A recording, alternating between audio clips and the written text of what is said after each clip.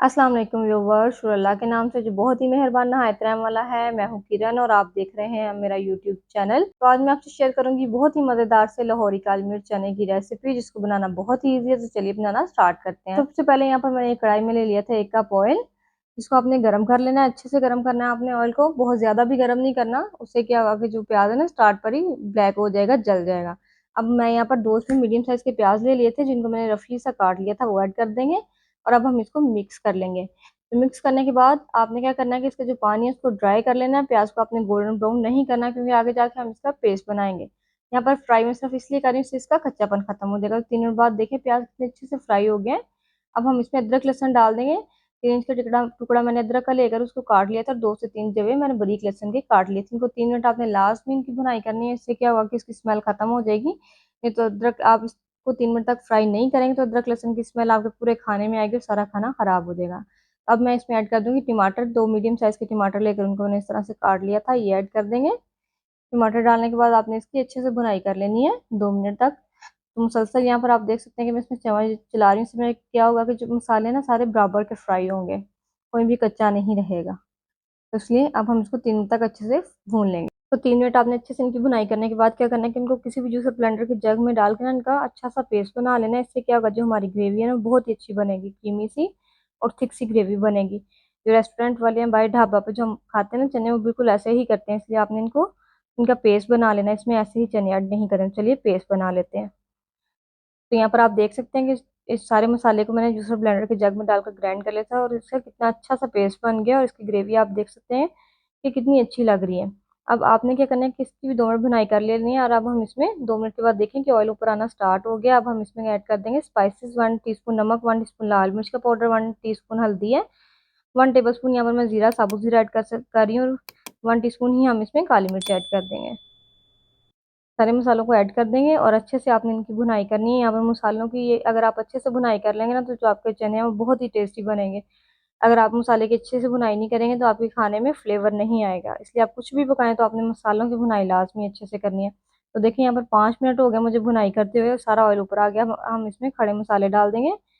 गरम मसाला जो होता है ना, साबुत इलायची, दालचीनी, और यहाँ पर मैंने काली मिर्च और जीरा डाला है। सिर्फ इसमें इतने ही गरम मसाले डालेंगे हम इसमें, और कुछ भी कड़ी पत्ता वगैरह नहीं जाएगा। और मसाले डालने के बाद आपने इसकी अच्छे से बुनाई करनी है। और मसालों को आपने स्टार्ट पर ऑयल में नहीं डालना, उससे क्या होगा कि जो मसाले जल जाएंगे, आपका खाना सारा खराब हो जाएगा। तो यहाँ पर भुनाई अच्छे से हो गया। अब मैं इसमें डाल दूंगी चने।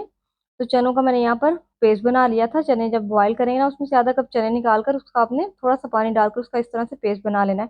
इससे क्या होगा कि जो आपकी ग्रेवी है वो भी बहुत थिक बनेगी और बिल्कुल बाजार के जैसे आपके चने बनकर तैयार होंगे। तो यहाँ पर अगर आपके पास चने नहीं है, आप बाई चांस भूल जाते हैं, तो आप इसकी जगह पर इसमें आलू भी एक बॉईल करके डाल सकते हैं। उस दोनों का टेस्ट सेम होगा।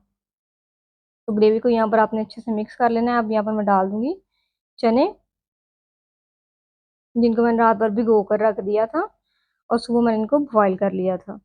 तो यहाँ पर मैंने 1 पाव चने लिए थे, जिनको मैंने अच्छे से बॉईल कर लिया था। तो चलिए जी, इनको अब ऐड कर देंगे। और अब इसको आपने डालने के बाद 2 मिनट तक इसकी भुनाई कर लेनी है। बहुत ज़्यादा भुनाई नहीं करनी, उससे क्या होगा कि आपके जो चने हैं ना टूटना स्टार्ट हो जाएंगे। तो यहाँ पर चनों को पकते हुए 2 मिनट हो गए हैं, सारा ऑयल ऊपर आ गया है। इससे ज़्यादा आपने इसकी भुनाई नहीं करनी। अब हम इसमें ऐड कर देंगे पानी। चने जिस पानी में मैंने बॉईल किए थे उसी का पानी मैं इसमें 1 गिलास पानी से जो ऐड कर दूंगी। इससे क्या होगा कि जो चने हैं ना उनमें बहुत ही अच्छा सा फ्लेवर आ जाएगा। पानी आपने चनों का बचा हुआ ही ऐड करना है। आपने अब क्या करना है कि इसको 5 मिनट तक आपने पका लेना है लो फ्लेम पर, और बीच बीच में आपने चम्मच को चलाते रहना है। इससे क्या होगा कि जो आपके चने हैं ना उनमें फ्लेवर बहुत ही अच्छा आ जाएगा। तो यहाँ पर आप देख सकते हैं कि 5 मिनट हो गए हैं चनों को पकते हुए, और कितने अच्छे से हमारे जो चने हैं ना पकना स्टार्ट हो गए हैं।